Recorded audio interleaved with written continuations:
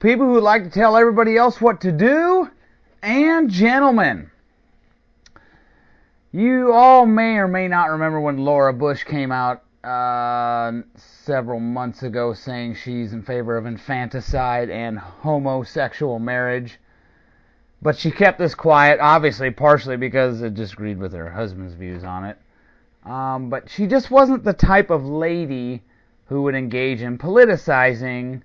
I mean, she did some events and stuff, but she didn't have the controversies surrounding her. I still have respect for Laura Bush. Contrast that with Theresa Heinz Kerry. You may or may not remember in the 2004 campaign, the French-looking candidate was in Davenport with his lovely wife, and there were people there, and I'm not saying I had anything to do with this, clapping their flip-flops together for Senator French-looking candidate Kerry, and he goes, George Bush brought the goons out, and Theresa Heinz Kerry, being the classy lady she is, gets on the mic and goes, they want 4 more years of hell. Now, you wouldn't see Laura Bush do that. And you can contrast that with Michelle Hussein Obama's behavior. Michelle Obama would like to see more healthy choices for Americans dining out, even if it means a restaurant deleting a best-selling menu item. By force? The Democrat suggested that Americans are programmed. What she means is you're stupid. You people are dumb, okay? You're idiots. That's what she means. You're programmed by taste and advertising. Programmed by taste.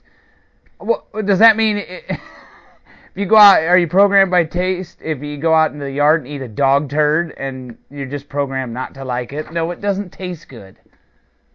Most people aren't going to eat something that tastes horrible. Anyway, this moron suggested that Americans are programmed by taste and advertising to eat many things that the government and health professionals know. The government knows, yes. The government knows this. The government also knew Fannie Mae and Freddie Mac were solvent. Okay. Many things, you eat many things that the government and health professionals know are not healthy for you. She wants to facilitate a nationwide reprogramming. Whatever happened to federalism? Of personal taste by having restaurants start serving less by force, of what customers ignorantly want and more of what they should have, what she wants you to have. One idea this troglodyte had is to serve apple slices as the default side dish with, say, hamburgers instead of French fries, which she confessed to liking. And of course, then what people are going to do, I've done my good thing. I'm going to eat more hamburgers with more apple slices. It's like Jennifer Aniston bragging about brushing her teeth in the shower and then having her hairdresser flown to London from the U.S. That's kind of what it'll end up. Of course, this doesn't apply to her husband, who is seen in photos eating hot dogs, fried chicken, and consuming alcohol. Not to mention he is currently chain smoking due to his failures in the Oval Orifice. It also doesn't apply to Michelle Hussein Obama, who recently stopped at Miss Katie's Diner in Milwaukee and had a cheeseburger and fries, according to TMJ4, a local NBC affiliate. She dined with her cousin and her cousin's daughter and posed for pictures with the restaurant staff and customers. I have something for you, Michelle, a nice hot cup of you-know-what. Shut your pie hole.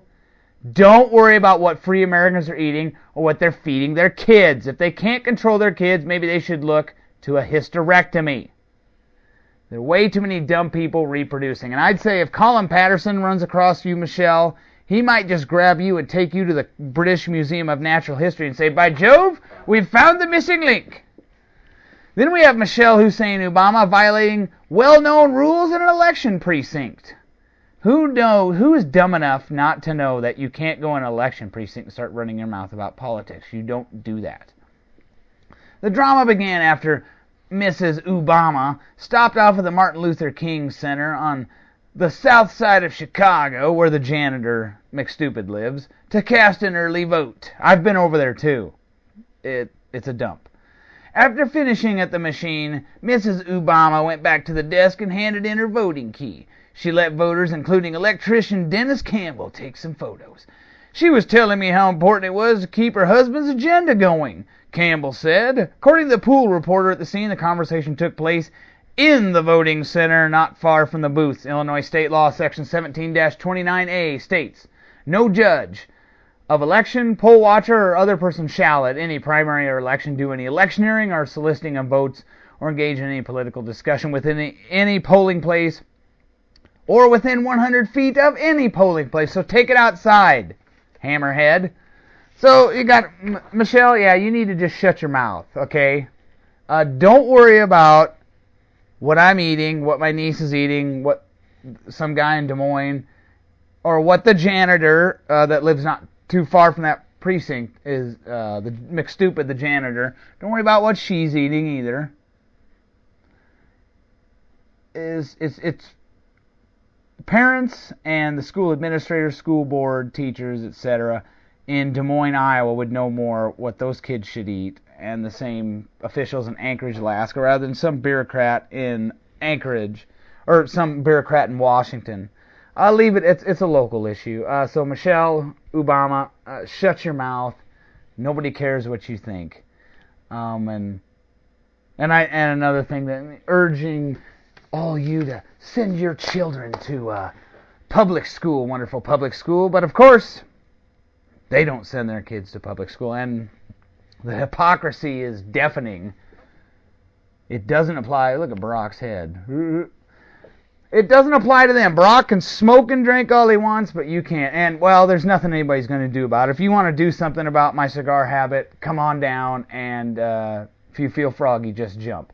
Have a nice day, and don't thank me now.